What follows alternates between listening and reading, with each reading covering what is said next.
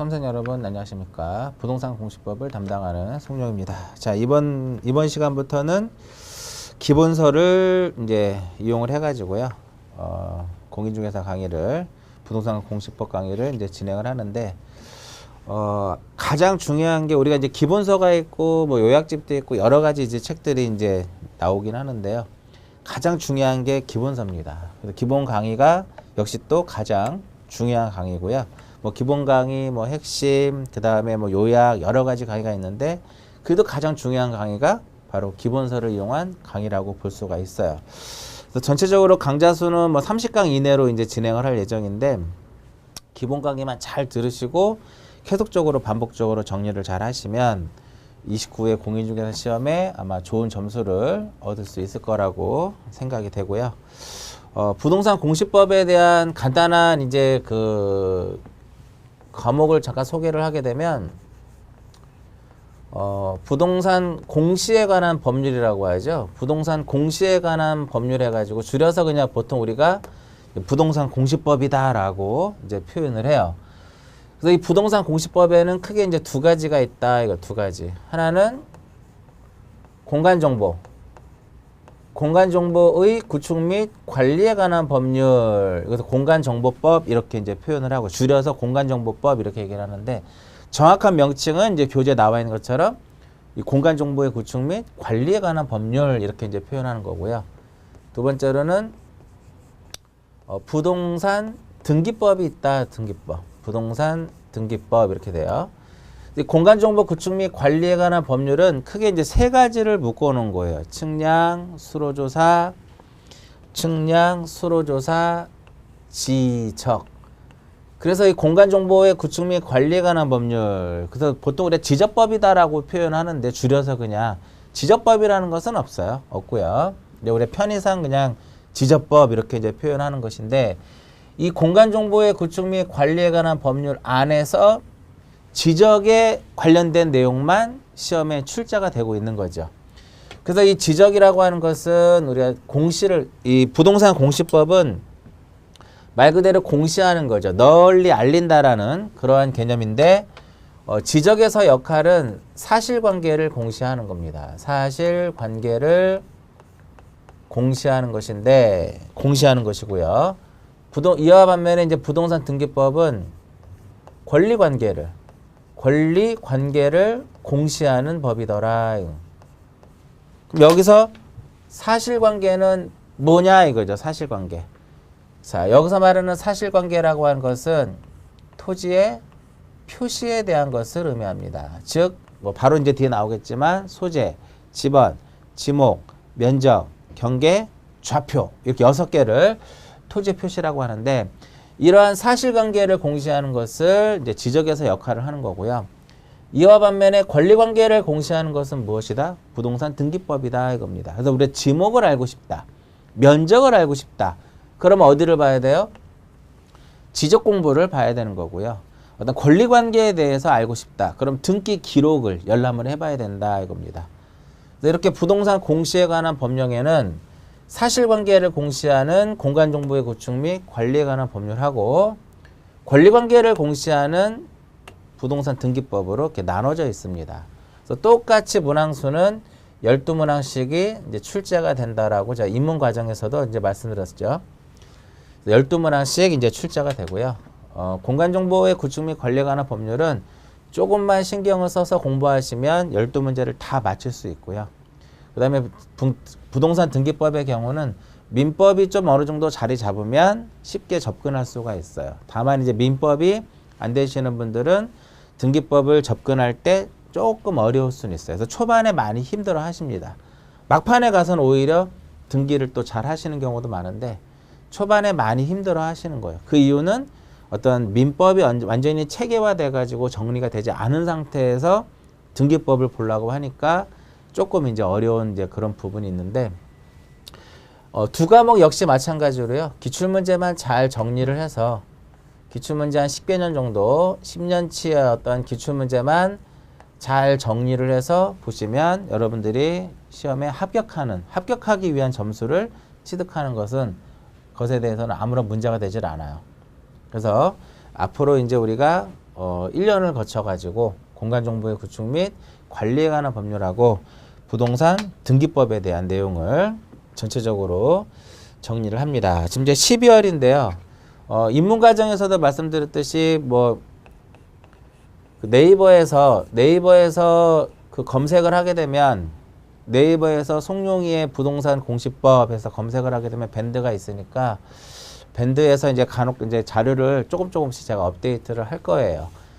그래서 이제 관심 있으신 분들은 밴드에 들어와서 기존에 올린 자료도 있으니까 한 번씩 좀 보시면서 이렇게 연습을 좀 하시면 아마 나중에 아마 많은 도움이 아마 되실 겁니다. 자, 세부적인 내용은 이제 강의를 진행하면서 이제 말씀을 계속 드리도록 하고요.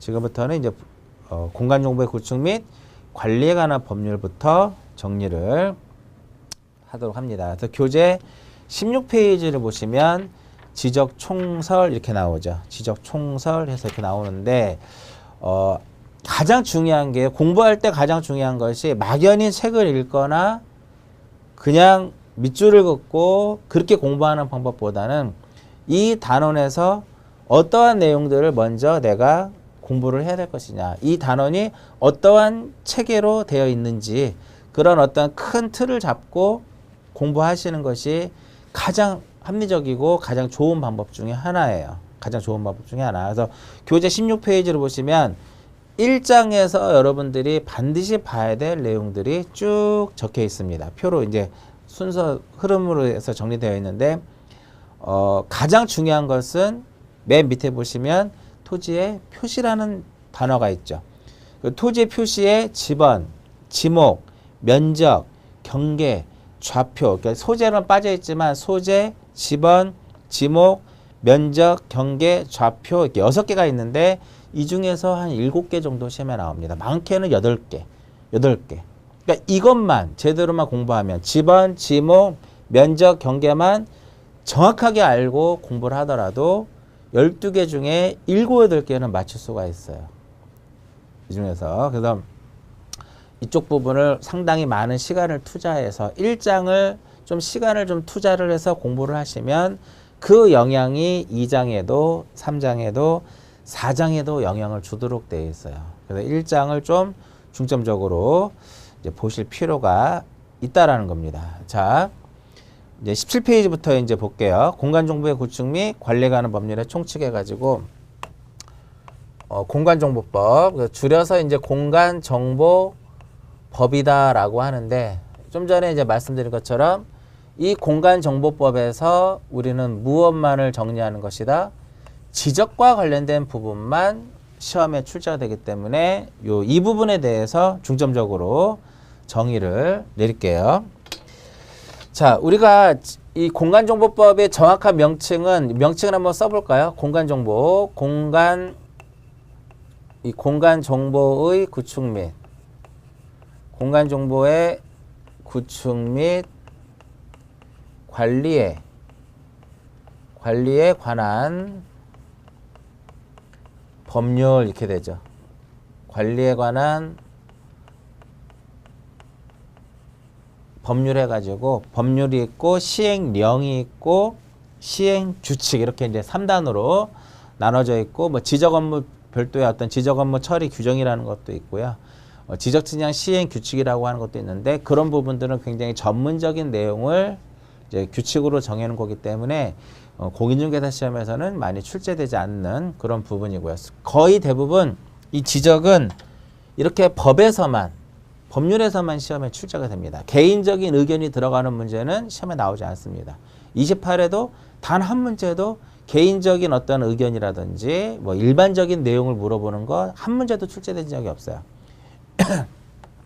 12문제 모두 전부 다 어디서 나왔다? 법에서, 조문에서 시험에 출제가 된 겁니다.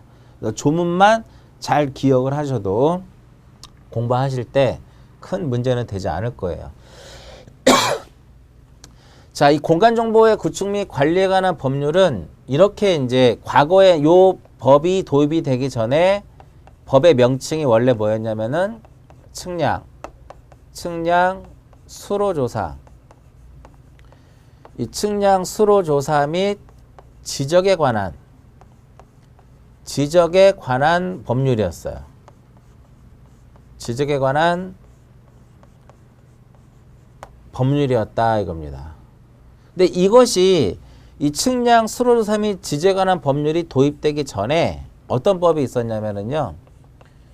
이거는 부담 없이 들으시면 돼요. 측량법이라는 것이 있고 수로 업무법, 수로 업무법이라는 것이 있었고 그 다음에 무엇이 있었냐면은 지적법이라는 것이 이렇게 있었습니다. 결국은 한 10년 전에는요. 10년 전에는 지적법, 수로 업무법, 측량법 각각의 개별적인 법으로 이제 구성이 되어 있었죠.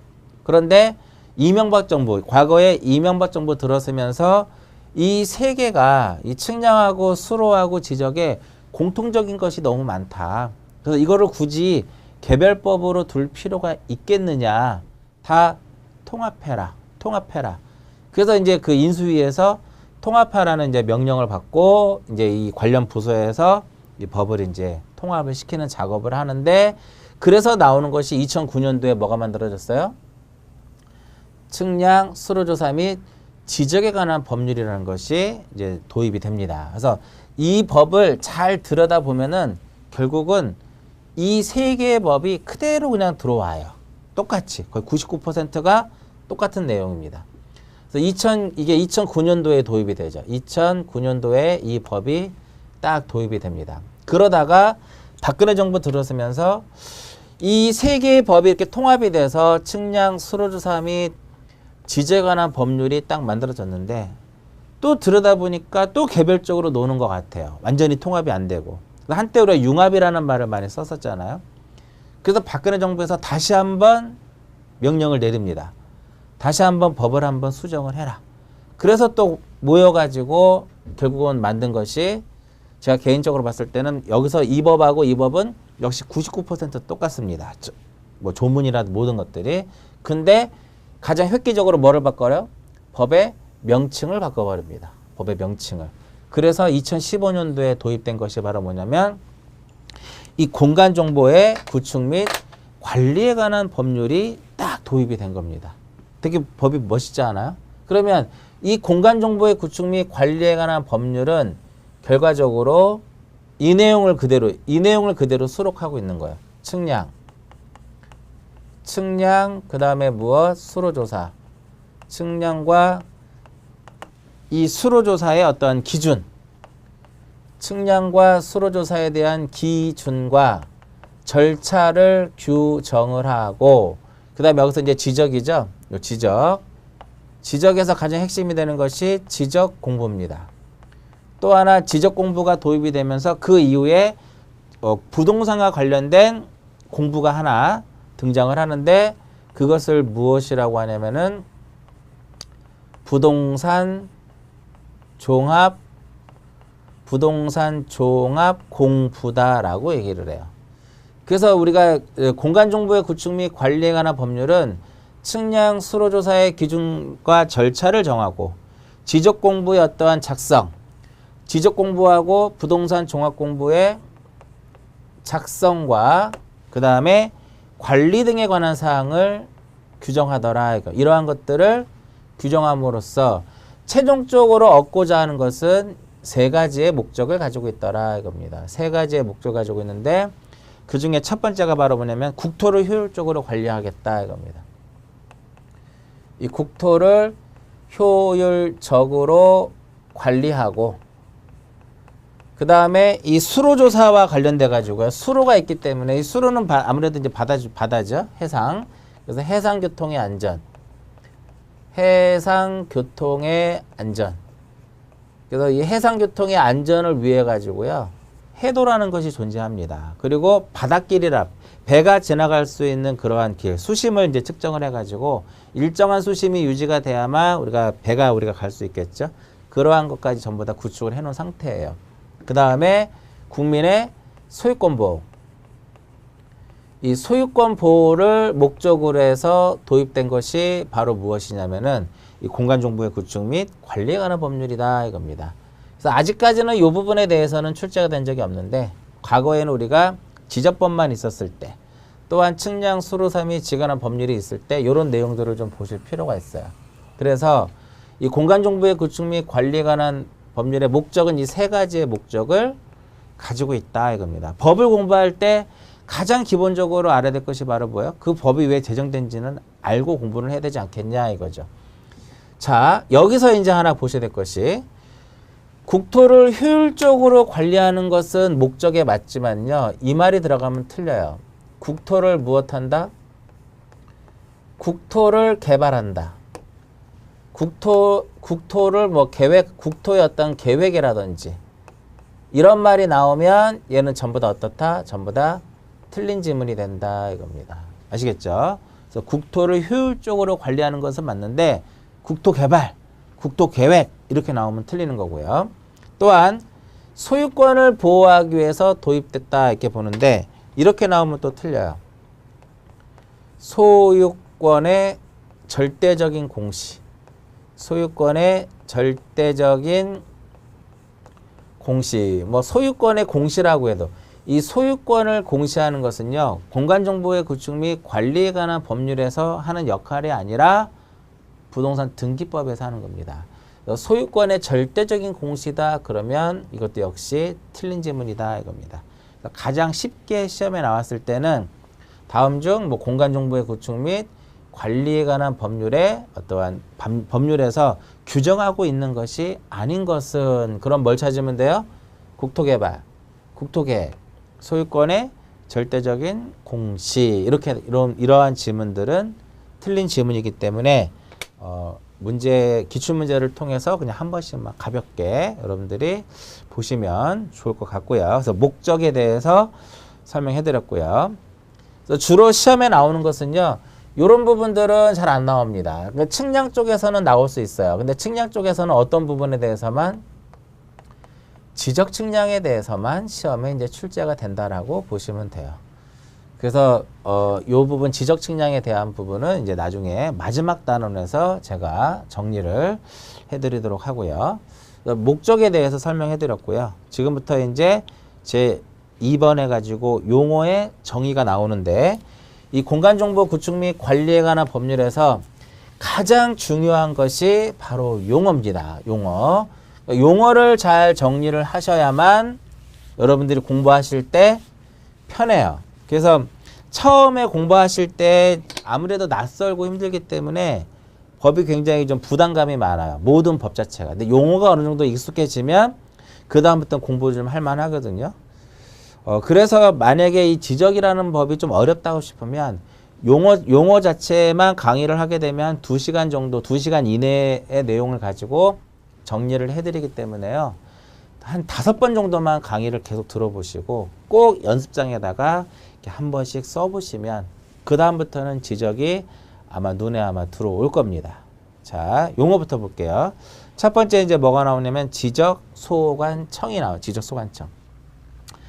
자, 지적을 정의할 때, 지적을 이제 설명할 때 항상 이걸 설명하거든요. 국토교통부 장관. 국토교통부 장관은, 국토교통부 장관은 모든 토지에 대해서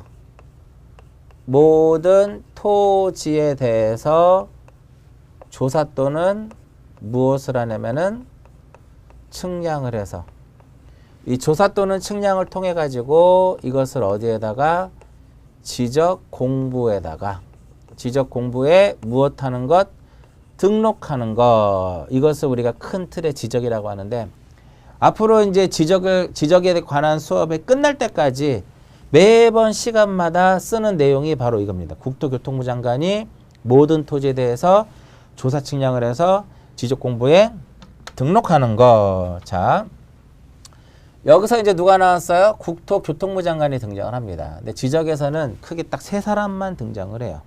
국토교통부 장관하고 그 다음에 시도지사하고 그 다음에 지적소관청 이 3사람만 딱 등장을 합니다. 3사람만 등장을 하는데 여기서 가장 주된 등장인물은 누구예요?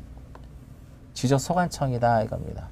그 왜 지적소관청이 가장 주된 등장인물이 되냐면 지적 공부를 관리하는 사람이 바로 소관청이기 때문에. 그러니까 지적과 관련된 업무를 주로 하는, 지적과 관련된 업무를 주로 하는 게 누가 하는 것이다? 지적 소관청이 주된 업무를 합니다. 그럼 여기서 시도지사하고 국장이 등장을 하는데 이쪽이 한 80%라면 여기는 한 10%하고 여기서는 한 10% 정도밖에 안 됩니다. 그렇게 자주 등장하지 않는다는 소리입니다. 그럼 나중에 이제 정리가 되겠지만 시도지사는요. 시도지사가 등장을 했다. 만약 지문상에 시도지사가 등장을 하게 되면 대부분 시도지사는 승인권자로서 등장을 하도록 돼 있어요. 공간정보 구축 및 관리에 관한 법률에서 지적과 관련돼서는 시도지사가 나오면 대부분 시도지사는 승인권자구나라고 생각하시면 돼요. 예를 들어서 그래서 지적소관청이 무엇을 하고자 해요. 근데 경우에 따라서는 승인이 필요해. 그럼 그 누구한테 승인을 받아야 된다? 시도지사에게 승인을 받아야 된다. 이렇게 이제 표현이 되는 거죠. 그러니까 시도지사, 여러분들 시험 범위 내에서 지적소관청이 시도지사에게 승인을 받아야 되는 것은 한 4개 정도, 4개에서 5개 정도밖에 안 돼요. 몇 개 안 돼요.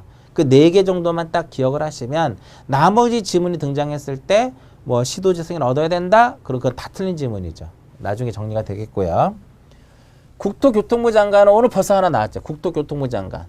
국토교통부 장관은 모든 토지를 조사 측량해서 지적공부에 등록을 한다. 벌써 딱 한 번 나왔잖아요.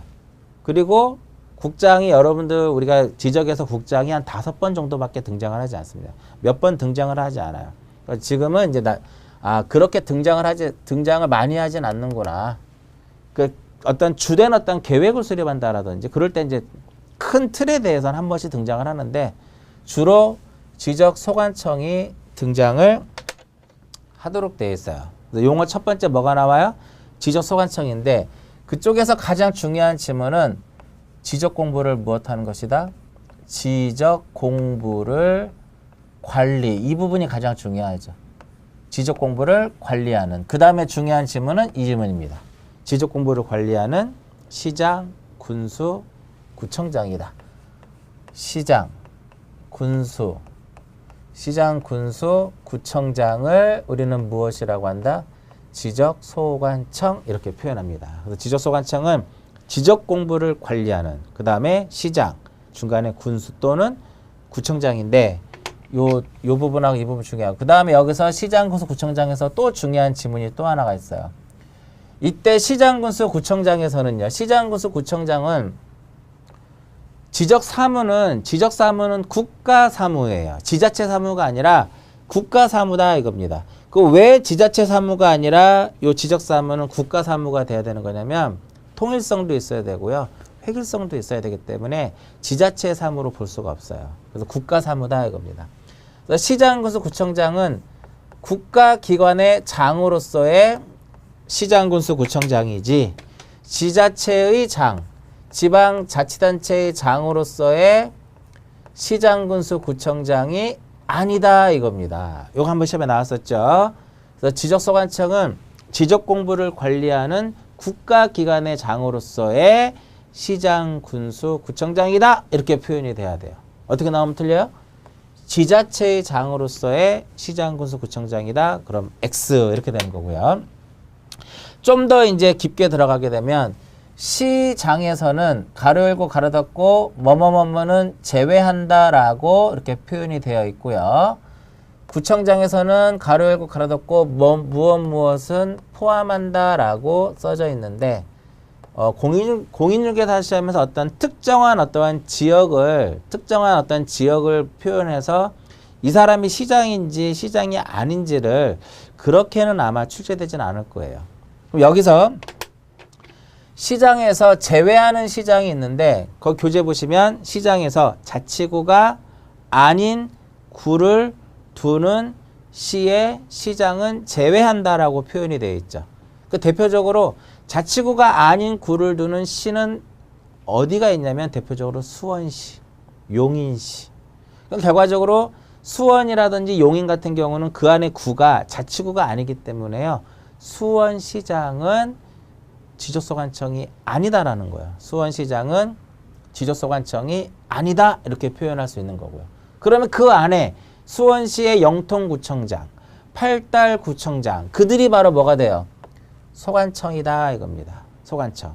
그래서 구청장에는 가로 열고 뭐라고 써 있어요? 자치구가 아닌 구의 구청장을 포함한다 이렇게 써 있죠. 결과적으로 무슨 구청장 이렇게 있으면은요. 무슨 구청장 이렇게 표현되어 있으면 이유 불문하고 무엇이다? 얘는 지적 소관청이 되는 거고요. 무슨 시장은 소관청일 수도 있고 아닐 수도 있더라 이겁니다. 일단 요 정도까지만 딱 기억을 하시면 될 것 같고요. 그 지적 소관청은 이렇게 지적 공부를 관리한다라고 해놨어요. 두 번째 용어에 뭐가 나와요? 두 번째 용어에 지적 공부가 나온다. 지적 공부. 지적 공부와 관련된 내용이 뭐 15회 때부터 한번 예를 들어보면 지금 15회 지금 29회죠. 지금이 15회부터 28회까지 단 한 번도 빠짐없이 나왔던 문제 중에 하나가 바로 뭐냐면 요 지적 공부입니다. 앞으로도 꾸준하게 시험에 이 지적 공부라는 것이 나올 겁니다. 그래서 지적 공부는 이제 두 가지로 이제 표현할 수 있는데 하나는 지적 공부 이렇게 표현할 수 있고요. 여기서 말하는 지적 공부는 이렇게 종이로 되어 있는 거라 이렇게 보는데 지금은 지적 공부 자체가 100% 다 뭐로 되어 있어요? 전산 처리되어 있어요. 이것을 어디에다가? 정보 처리 시스템에다가 이 정보 처리 시스템을 통해서 기록하고 저장하는 것도 우리는 무엇이다? 지적 공부다 이겁니다. 자, 사람이 태어나면 호적이 이제 만들어지죠. 그래서 옛날에 호적 등본 이런 게 있었잖아요. 마찬가지로 어떠한 필지가 존재를 하게 되면요. 그 필지와 관련돼서 뭐 소재, 지번, 지목, 면적, 경계, 뭐 소유자에 관한 사항들 이러한 것들을 기록한 것을 무엇이라 그래요? 이것을 우리는 지적 공부다라고 표현합니다. 그래서 이 지적 공부는 크게 이제 세 가지로 딱 나눠집니다. 대장이라는 거하고 그 다음에 두 번째로는 도면, 대장과 도면, 그 다음에 세 번째로는 경계점, 이 경계점, 좌표, 등록부 이렇게 세 개로 나눠집니다. 크게 봤을 때. 자, 도면에는 지적도라는 것이 있고 임야도라는 것이 있더라. 지적도, 임야도가 있고요. 대장에는 크게 이제 세 가지로 봐요. 토지대장하고 임야대장, 토지대장과 임야대장이라는 것이 있고 두 번째로는 공유지 연명부, 이 공유지 연명부가 있고 그 다음에 세 번째로는 대지권 등록부 이렇게 존재합니다. 지적 공부 이렇게 되어 있는데 입문 과정에서도 제가 이제 말씀을 드렸는데요. 강의를 들으면서 자연스럽게 이해가 되고 암기할 수 있는 것들은 그 강의를 통해서 외우시면 돼요. 근데 강의를 통해서도 잘 이해가 안 되고 자연스럽게 암기가 안 되는 것은 결국은 여러분들이 시간과 노력을 투자를 하셔야 된다는 겁니다. 그러니까 여기서 보시면 이러한 지적 공부의 종류는요. 충분히 강의를 통해서도 우리가 알 수 있는데 여기에서 가장 더 낯선 것 중에 하나가 바로 뭐예요? 경계점, 좌표 등록부. 왜냐하면 우리가 일상생활에서 좌표라는 말을 잘 쓰지 않잖아요. 일반 사람들은. 그 다음에 대지권 등록부가 좀 낯설고요. 그죠? 그 다음에 공유전명부라고 하는 것은 어떤 토지를, 필지를 2명 이상이 공유하고 있을 때 작성하는 것을 공유지 연명부다라고 얘기를 해요. 앞으로 꾸준하게 나오니까 그때 다시 한번 설명해 드리고요. 자, 토지대장하고 지적도가 있는데 이것은 똑같이 생겼습니다. 다만 이제 약간의 차이점이 존재를 하는데요. 같다라고 보시면 돼요. 그럼 이 토지대장에는 뭐 소재, 지번, 지목, 면적 이런 것들이 등록되어 있거든요. 근데 경계가 상당히 궁금하면 그때는 뭐를 봐야 돼요? 도면.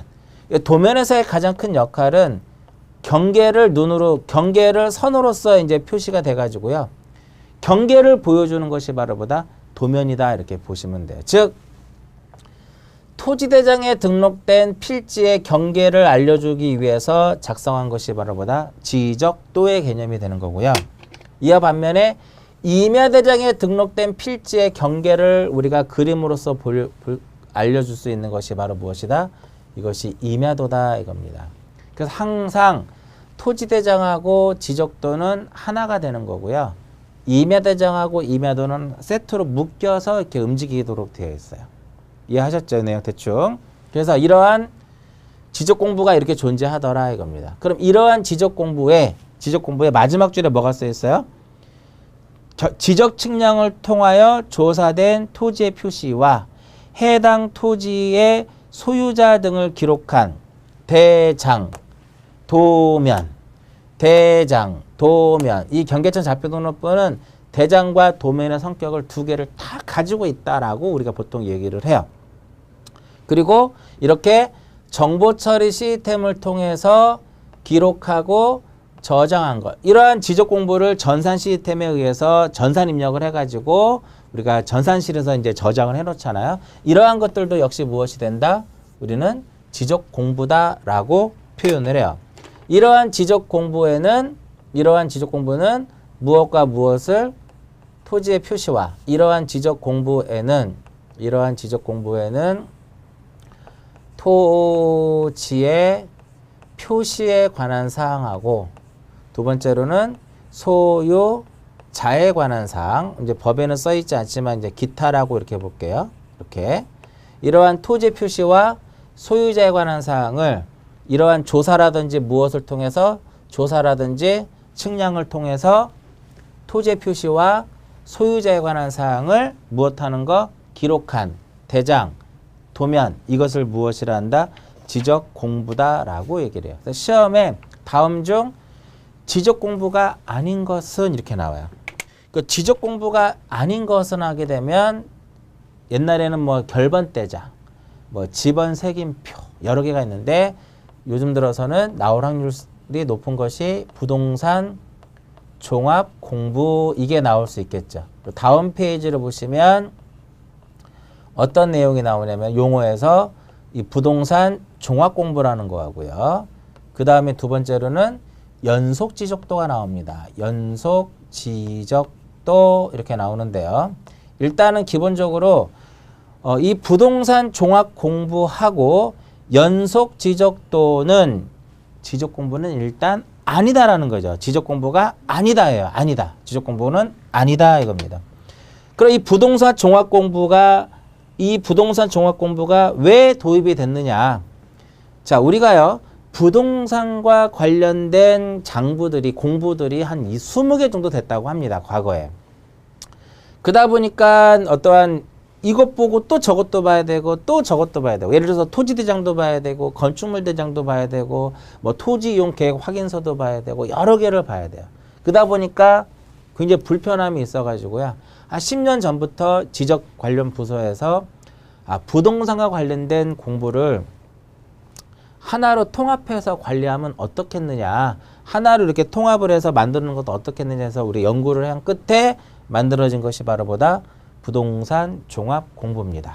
이 부분에 대해서는 이제 2장에 가서 지적 공부편에서 자세하게 다루는데 이러한 부동산 종합 공부에는 어떤 내용들을 기록을 하냐면 토지의 표시와 이 토지의 표시와 소유자에 관한 사항. 그 다음에 두 번째로 건축물의 표시와 역시 소유자에 관한 사항. 그 다음에 부동산 가격에 관한 사항. 그 다음에 토지의 이용 및 규제에 관한 사항. 이러한 것들을 기록한 것을 무엇이라 한다? 우리는 부동산 종합 공부다라고 얘기를 해요. 그래서 나중에 뒤에 나와요. 용어에서도 중요하긴 하지만 토지의 표시와 소유자에 관한 사항, 건축물의 표시와 소유자에 관한 사항, 토지의 이용 및 규제에 관한 사항, 부동산 가격에 관한 사항 등 이렇게 등. 그러니까 이거 말고도 또 있어요. 그게 바로 뭐냐면 부동산 권리에 관한 사항이에요. 부동산 권리에 관한 사항이더라. 이러한 5가지에 대한 내용들을 기록하고 저장한 것을 무엇이란다? 우리는 부동산 종합 공부다 이겁니다. 즉, 이 5가지가 부동산 종합 공부의 등록사항이다 이렇게 볼 수 있어요. 등록사항이다. 이거 당연히 암기하셔야 되겠죠? 이렇게. 그 다음에 연속지적도라는 것이 있어요. 과거에는 요 지적도가, 여기서 말하는 요 지적도는요, 이렇게 낱장의 지적도의 개념이에요. 낱장의 지적도인데, 이것을 이렇게 붙여가지고 서로 도각선을 서로 접합을 해서 만들면, 이렇게 접합을 하게 되면 연속지적도를 만들 수가 있어요. 그 연속지적도를 만들기 위해서 지적에서 1990년도 후반부터 이 도면을 전산화를 합니다. 지금은 거의 100% 가까이 지적도가 다 전산화되어 있어요. 지적도가 전산화되어 있기 때문에 이것을 서로 접합을 해서 경계점들을 서로 접합을 해서 연속 지적도를 만들 수가 있다라는 거죠. 그래서 이 연속 지적도는요, 지적 측량을 통해서 만들어진 것이 아니라, 그래서 첫 번째 용어에서 연속 지적도에는 지적 측량을 실시하지 아니하고, 이 부분 되게 중요하죠. 전산 처리했다고 말씀드렸죠. 전산화된 무엇과 무엇을 이용을 해서 지적도와 임야도, 전산화된 지적도, 임야도 무엇을 파일을 이용을 해서 무엇과 무엇을 서로 연결을 해야 돼요? 경계점들을 서로 연결을 해야죠. 경계점을 서로 연결해서 만든 이 도면을 무엇이라고 한다? 연속지적도다 이렇게 표현을 해요. 연속지적도는요, 일반인들의 어떠한 국민의 어떠한 그 편의를 위해서 만들어 놓은 것이 일반적인 거거든요. 그래서 정확도 면에서는 되게 떨어집니다. 왜냐하면 도면 자체를 시험에 나오진 않지만 이 도면을 전산화를 하기 위해서는요, 스캐너로 긁어드려요. 그러니까 여러분들 집에 가보시면은 프린터기하고 스캐너 같이 있죠. 스캐너에다가 이 종이를 얹어가지고요. 스캔을 받으면 아무래도 이거보다 어때요? 해상도가 좀 떨어지죠. 아무리 좋은 스캐너라 하더라도 해상도가 떨어질 수밖에 없어요. 마찬가지로 또 왜곡이 발생하고. 근데 측량이라고 하는 것은 0.1mm의 어떠한 그러한 오차로 인해서도 경계가 많이 벌어지고 면적에 큰 차이가 있기 때문에요. 굉장히 좀 정확해야 돼요. 그 연속 지적도는 정밀도가 좀 떨어지는 도면 중에 하나입니다. 그래서 이 연속 지적도를 가지고서는 지적 측량에는 활용을 할 수가 있다 없다? 지적 측량에는 활용할 수 없는 도면이다 이겁니다. 그래서 연속 지적도 용어 굉장히 중요한 용어입니다. 지적 측량을 실시하지 아니하고 전산화된 지적도 임야도 파일을 이용을 해서 서로 경계점들을 연결해서 만든 도면을 연속 지적도다 이겁니다. 그래서 연속 지적도를 한번 그려보면 이렇게 되는 거죠. 연속 지적도. 낱장 도면이 이렇게 있고 이렇게 서로 이렇게 연속되는 게 이렇게. 그리고 가로만 연속되는 것이 아니라 이렇게 세로 부분도 이렇게 되는 거죠. 이렇게. 그리고 도면에 이제 경계들이 이렇게 있으면 이렇게 존재할 수도 있잖아요. 이런 식으로.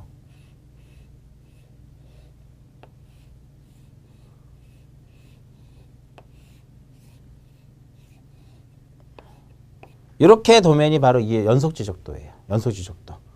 연속지적도는 다른 거 안 나오고요. 지적 측량에는 활용할 수 없다라는 거. 용어 정도만 시험에 출제가 되기 때문에 그렇게 기억을 하시면 되겠고요. 자, 그 밑에 보시면 이제 필지라고 나오는데 우리는 대한민국에 있는 모든 토지를 어디에다가 지적 공부에 무엇을 해야 돼요?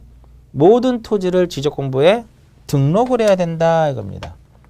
이때 토지라고 하는 용어 자체가 바로 뭐냐면요. 우리가 개론에서도 나오긴 하는데 토지라고 하는 것은 국가의 국가의 통치권이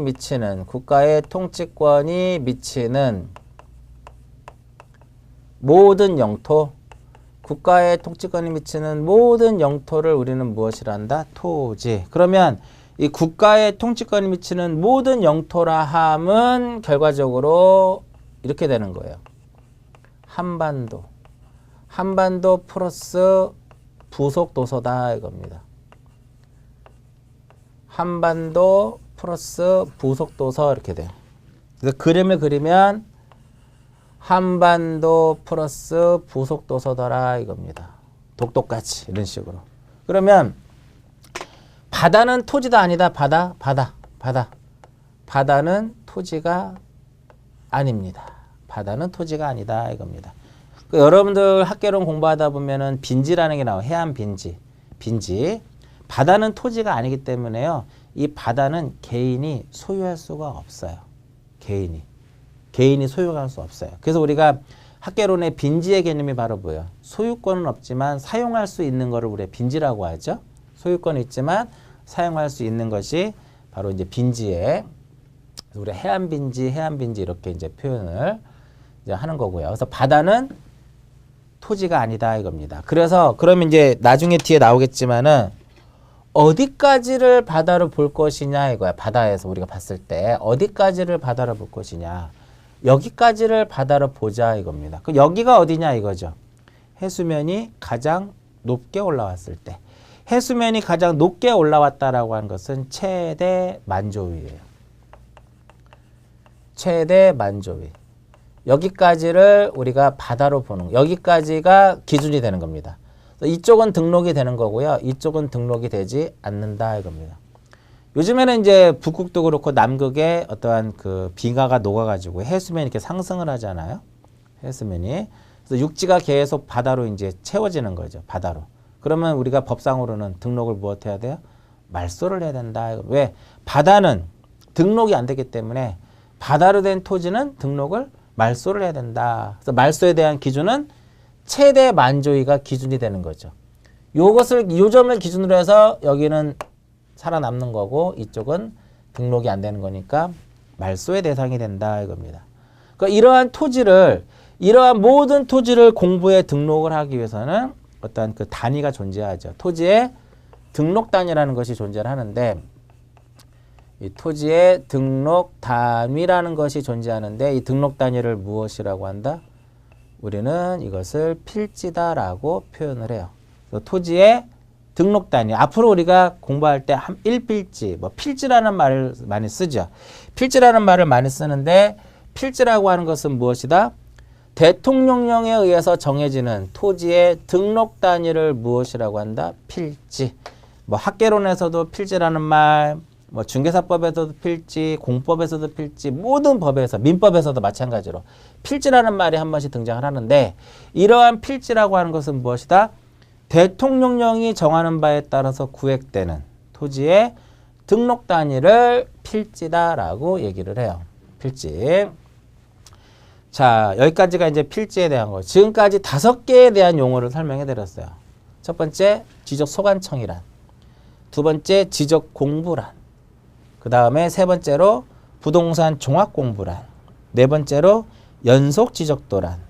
다섯 번째로 필지란. 굉장히 중요한 용어입니다. 반드시 공간정보 구축 및 관리에 관한 법률을 공부하는 과정에서 반드시 알아야 될 용어입니다. 이번 시간은 여기까지 정리를 하고요. 이어서 계속 토지의 표시에 대한 용어가 나오죠. 그 부분까지 해서 마무리를 짓도록 하겠습니다. 잠시 쉬었다가 6번의 토지의 표시부터 정리를 하도록 하고요. 이번 시간은 여기서 마치도록 하겠습니다.